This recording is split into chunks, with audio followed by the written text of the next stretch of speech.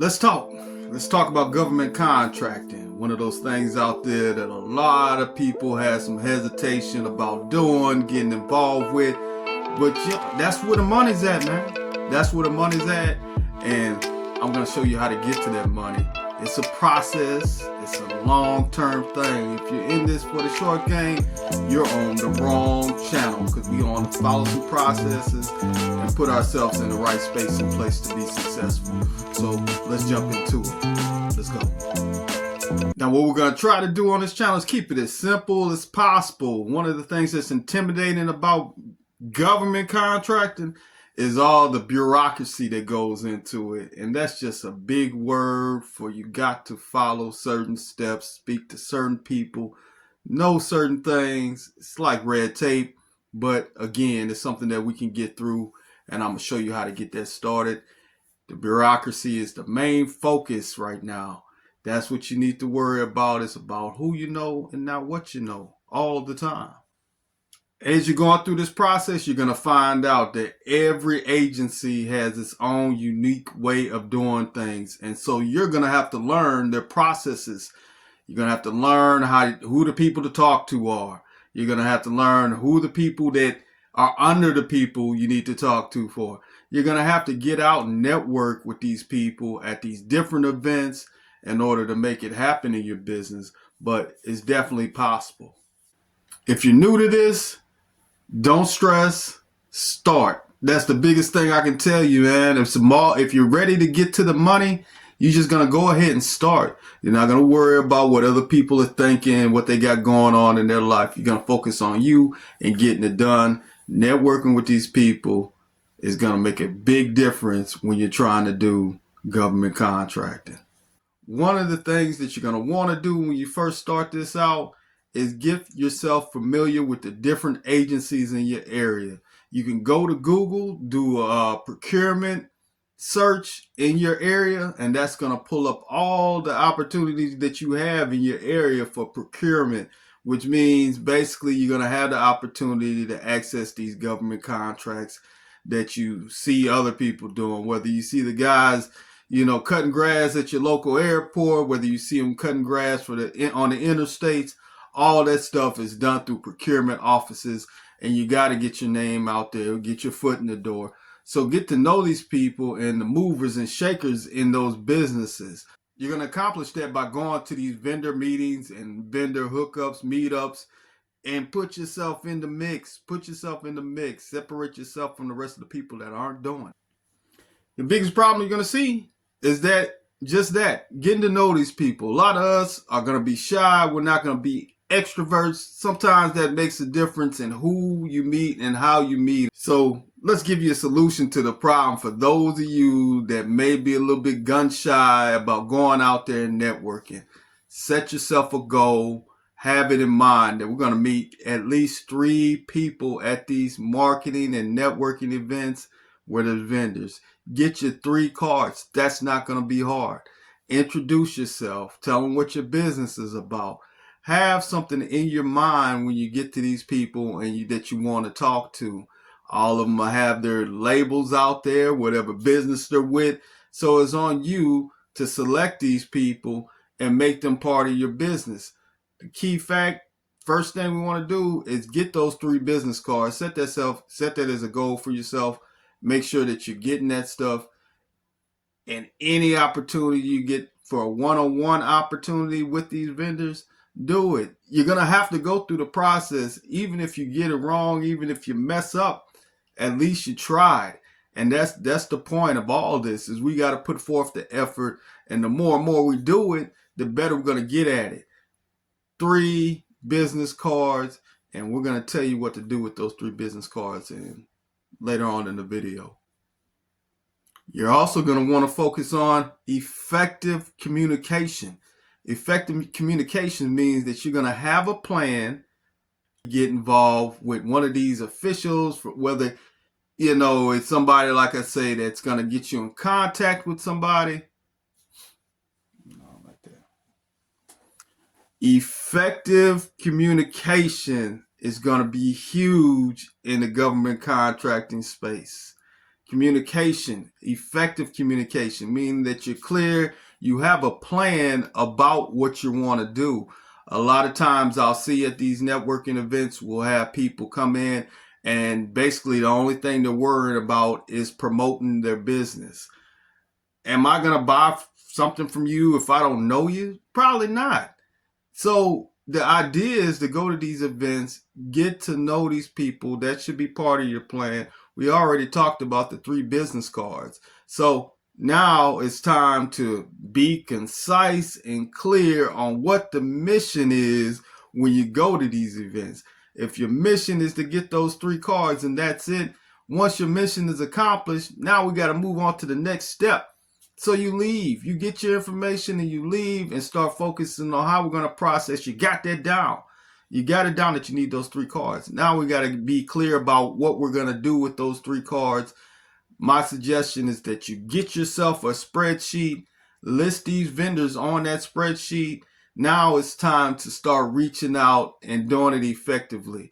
You already have a plan of what your business is about. So now we just need to put it in an email these people, say, hey, and do it soon rather than later. That old adage doesn't change in this game. So when you get home or when you get back to the office, it's time to start typing those emails. I don't care if it's same day. You reach out to these people, let them know, hey, I met you at this event. Now it's time for us to start talking about business. You got your business plan. Present it to them. Let them know what it is that you're looking to do through government contract. How can you be of service to this person? What we don't necessarily realize is that these people, it's their job. It is their job to promote you to whoever they're working for, right? We have a business that has the capabilities to meet their needs. So now it's if they don't do this, they no longer have a job. And that's why I'm so passionate about this, is because a lot of times we put a big shield up in front of it and say, oh, there's a gate there, the gatekeeping. When we have the opportunities, we don't take advantage of it. I'm telling you, if you get a card, that's your opportunity to change that person's perspective on your business and get your name in the game. That's what it's all about. Get your name in the game. Let these people see you and know you every time you go to an event. The next step in this process is to document everything. Your spreadsheet is going to be your way that you can go back and refer to. Have yourself a timeline about what you want to accomplish with this specific company or vendor and go for it. Whether you want to pursue 1 or 2 contracts that year, look up the contracts. All this stuff is public information that they have out there, resources for you, so you can see the upcoming projects that they have going on. And we're just talking about from a city perspective. They also have this from a state's perspective. Once you get involved with these vendors and these organizations where it's their job to support you as a small business, they're going to start emailing you. They're going to start telling you when there's opportunities available. And as a smaller business, one who is not what they call a prime contractors are probably people making, really, really good money and have an established business and been doing it for a while.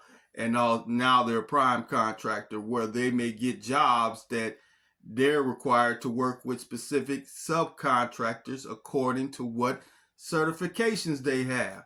So if there's a meeting going on that's mandatory that the person be involved with in order to pursue these contracts, which there are, 9 times out of 10, the people who at the pre-bid meetings are going to be the only ones who are able to participate and get to the money. So you show up, and now this prime contractor may actually be able to use your services on this particular contract as a subcontractor.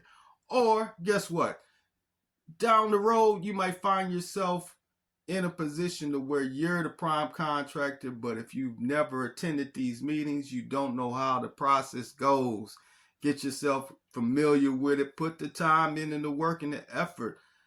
This is not easy, but there is a path to success. You just got to follow it as it goes. Respect the process. On to the next one. Oh, now we want to talk about getting to the money.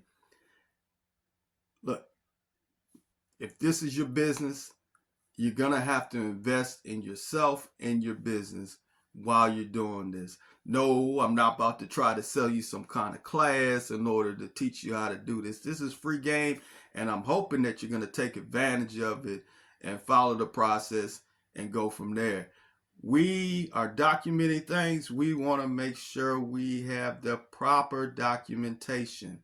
Proper documentation, meaning that you got the tax ID, that you're in a space and place where you can get a capability statement to be able to show these people what it is that you're actually capable of doing on paper. You also want to have that finance part of it straightened out by now. Get yourself involved with some kind of CRM system, some way to manage your actual business itself, as far as from a financial standpoint too. Whether you're using QuickBooks or whatever the case is, you want to make sure you have the proper documents as far as a profit and loss statement, how much income you're actually bringing in. All this makes a difference when you're approaching these banks. So remember, we talked about needing money for the mission.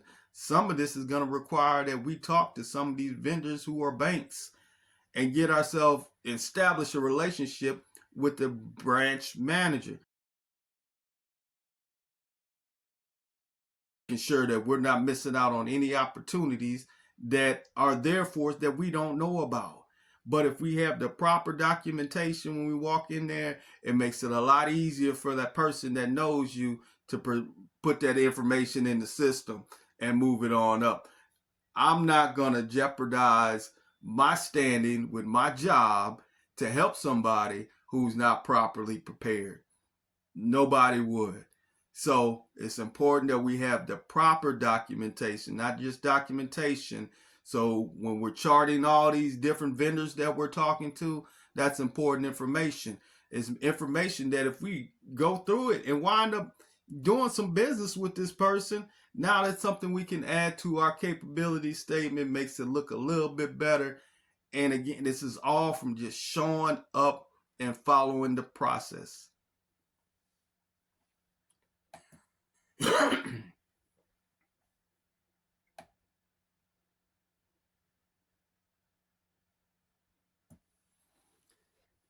And above all, you're going to have to be patient.